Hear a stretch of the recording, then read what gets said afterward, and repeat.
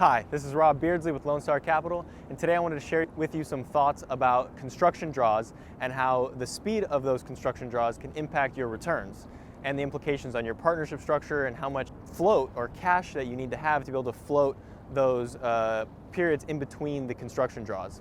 So if you're not familiar with what I'm talking about typically bridge loans that have a future funding component where they provide the CapEx necessary to implement your business plan. So for example, you might have a bridge lender who's providing you an 80% loan to purchase price loan, plus they'll finance 100% of your construction costs.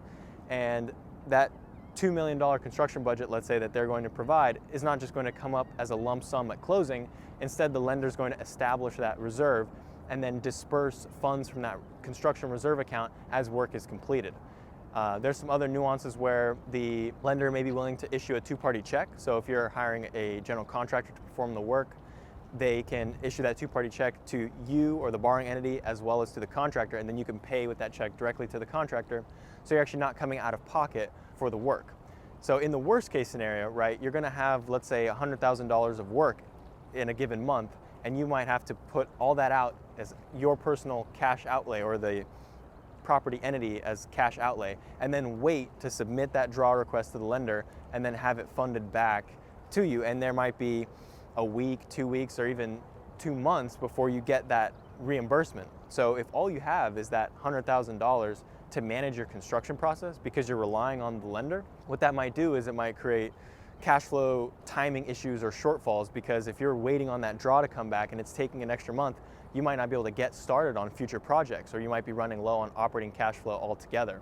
So that's why if you are doing, let's say, construction in-house, where we have projects where we do construction 100% in-house, and we also have projects where we hire general contractors and vendors to take care of the construction.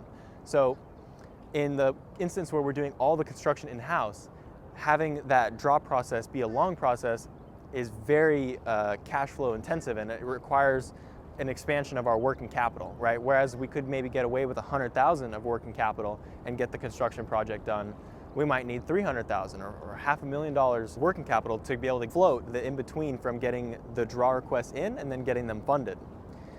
So if you are a sponsor who is doing construction in-house and you can't rely on a vendor's net 30 or net 60 or net 90 pay schedule where you can, they'll do the work and then you could pay them once you get the draw, or in 30, 60 days, right? In that situation, you're having essentially your vendors, your general contractors, who are going to handle that float on their end. And you don't have to worry about that cash flow working capital issue. Now, if you are doing it in-house, you're the contractor, you have to manage the float yourself.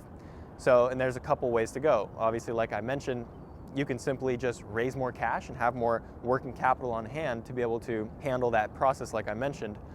Or you can rely on a bridge lender who can actually handle your draw requests in a much more timely fashion. See, there's a wide range of different types of bridge lenders that have different asset management capabilities, and there are some bridge lenders that really pride themselves on being able to turn around their draw requests in, let's say, 2 weeks or even a week. And obviously, if you're getting that sort of frequency where you're able to submit and be funded in a week's time, that really reduces your need for float. Conversely, if you're trying to, again, do a construction project in-house and you have a lender who is taking a month, 2 months, and not just the normal time they take, but maybe they have certain questions and protocols they have to go through in order to issue that draw disbursement, and that can cause even more delays. So even if you're getting your draw out and you're anticipating it to come back in 30 days, if they come back with certain issues or they need to come on site and inspect the work done before they disperse, right, that just adds to the delays. So that's where, in my opinion, the real importance comes to finding a bridge lender to match your business plan, like I said, if you're doing construction in-house. And you might ask, well, why don't I always work with a bridge lender that's going to provide 7-day draws? And the answer is pricing, right? So for that benefit, you're always going to pay more in an interest rate, typically speaking. So the argument could be made, though, let's say you're paying 25 or even 50 basis points more on the rate for the faster, more nimble bridge lender. You might be able to run the numbers, and so this is just starting out as a video, and later this may turn into an article with some data behind it and some scenario analysis. But for now, I'm just putting out my guess, which is, even if you're paying 50 basis points more on the rate and you're going to have that bridge loan out for 24 months, that might still end up being cheaper and work out to your benefit on an IRR basis, because the working capital required of the deal is lower, because you're paying more in interest, but you are getting draws faster, so you need less working capital. Those are my thoughts. Check out the upcoming analysis, hopefully I'll put together after this video, and I hope you enjoyed the video.